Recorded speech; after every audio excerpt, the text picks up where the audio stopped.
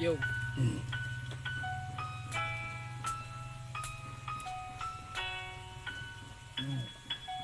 Halos isang gabi na rin akong binabalot ng lungkot at hindi ko alam kung saan pa ito aabot dahil wala akong maisip na solusyon at di ko alam ang gagawin ko sa magulo na panahon dahil paulit-ulit din naman ang pinapadamang sakit. Hanggang kailan ko to dapat labanan dahil wala din akong pera at maganda na tahanan. Tulungan nyo naman ako sa mga pasyon kong laban, tao lang din akong nahihirapan.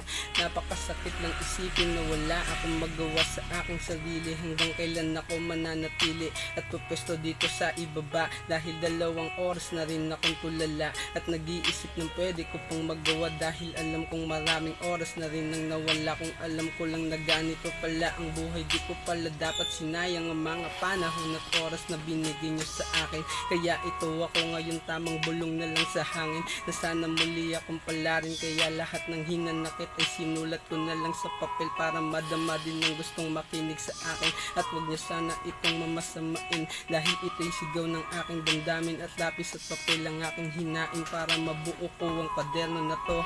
Di man tugma sa buhay nyo pero mas malalim pa sa balon ng pinaghuhugutan ko nito. Yo. Salamat na rin kasi kahit pa paano may mga barkadang nandyan sa tuwing nawawala ko sa aking sarili. Sila ang gumabay at nagturo sa akin ng tamang daan at hindi ako pinabayaan. Kaya salamat sa inyo kasi nandyan kayo. Sana manatili pa rin sa ating puso't isipan ng mga nangyari sa atin. Kaya ngayon nagbabago dahil di na patapos ang ating ipinaplano. Kaya maging successful sa buhay at gawing aral ang mga lahat ng kamalian at ipabahagi sa mga apo